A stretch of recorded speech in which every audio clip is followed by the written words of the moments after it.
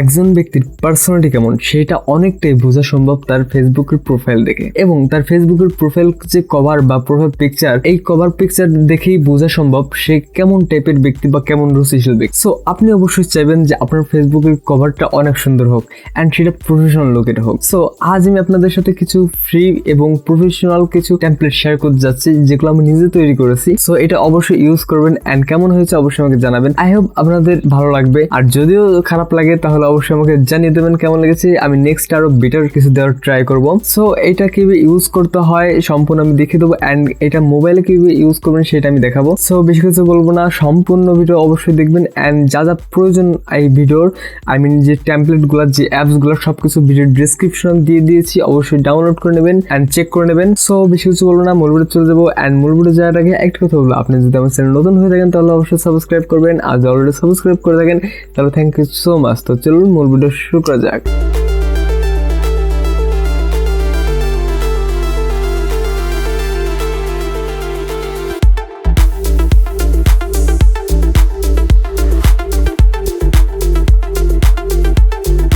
তো প্রথমে আপনি PixelLab অ্যাপসটি ইনস্টল করবেন অ্যান্ড ওপেন করবেন। দেন এখান থেকে আপনি টেক্সট ফাইলটা ডিলিট দেবেন অ্যান্ড এখান থেকে সিম্পলি আপনি 3 ডটে ক্লিক করবেন অ্যান্ড এখান থেকে ইমেজ সাইজে চলে যাবেন।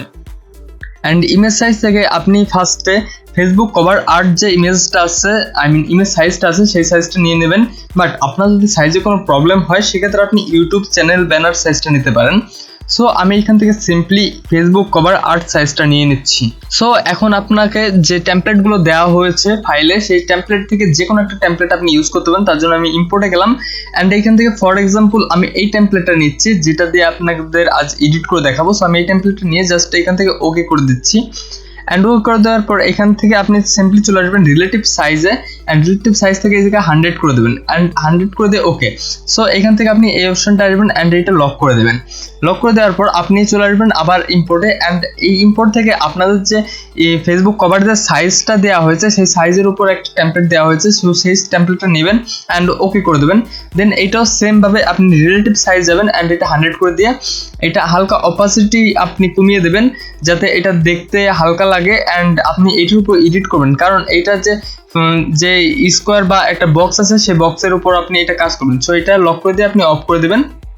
দেন আপনি এখানে পিকচার বসাবেন, যার কভার করছেন তার পিকচার দেবেন, আপনার কভার করবেন অবশ্যই। সো তার জন্য আপনি সিম্পলি ইম্পোর্টে যাবেন অ্যান্ড ইম্পোর্টে যেয়ে আপনি আপনার গ্যালারি থেকে যে কোনো একটা পিকচার আপনি নিয়ে নেবেন।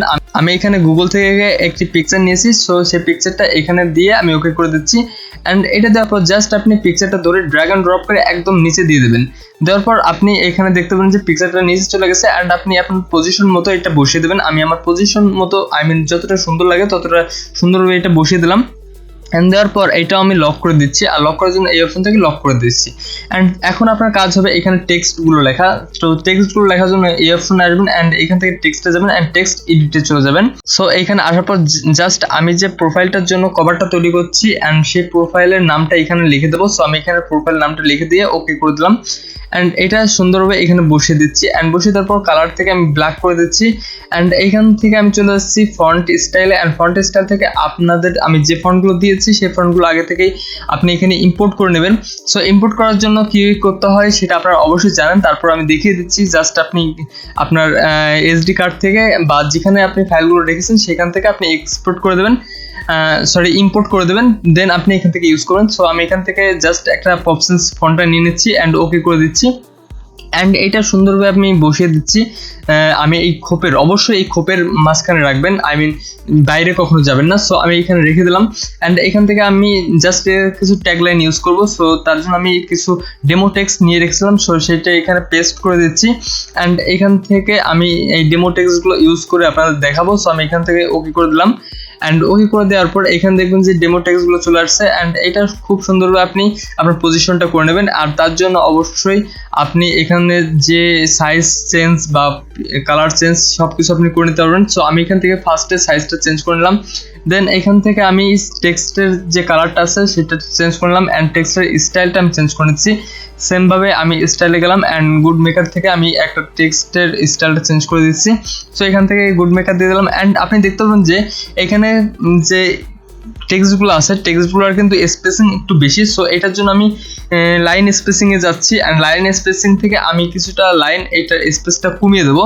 সো আপনি ফার্স্টে লাইন স্পেসিং আসবেন অ্যান্ড এখান থেকে কমিয়ে দিতে পারবেন। সো আমি এখান থেকে কিছুটা লাইন স্পেসিং কমিয়ে দিচ্ছি। সো লাইন স্পেসিং কমিয়ে পর এইটা আমি সুন্দরভাবে যতটা সুন্দর করা যায় ততটা সুন্দরভাবে এখানে বসিয়ে দিচ্ছি।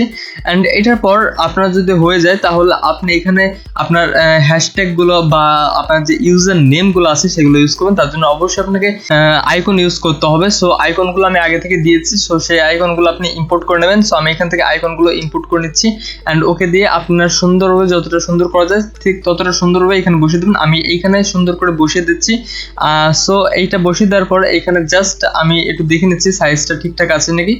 সো এটা করার পর আমি এখান থেকে টেক্সটে যাচ্ছি অ্যান্ড নিউ টেক্সট নিচ্ছি অ্যান্ড এখানে ডেমো কিছু ইউজার নেম আমি বসিয়ে দিচ্ছি, যেহেতু আমি এইখানে ওয়ানসেল এক্সিনি নামটা ইউজ করেছি। সো সেমভাবে আমি একটা ইউজার নেম এইখানে তৈরি করেছি অ্যান্ড এই ইউজার নেমটা আমি সুন্দরভাবে এইখানে বসিয়ে দিচ্ছি। তার জন্য আমি সেম প্রসেসে কালারটা চেঞ্জ করে নেবো অ্যান্ড এখান থেকে ফন্টের সাইজটা চেঞ্জ করে নেবো অ্যান্ড স্টাইলটা চেঞ্জ করে নেবো। সেম প্রসেস, সব জায়গায় সেম প্রসেস, জাস্ট আপনি একটু দেখবেন অ্যান্ড আপনি নিজে ট্রাই করবেন যতটা সুন্দর লাগে। সো আমি এখানে ছোট্ট করে দিয়ে আমি যে এই জায়গায় ইনস্টাগ্রাম আছে ইনস্টাগ্রাম পাশে এটা বসে দিচ্ছি অ্যান্ড সেমভাবে আপনারা করে নেবেন।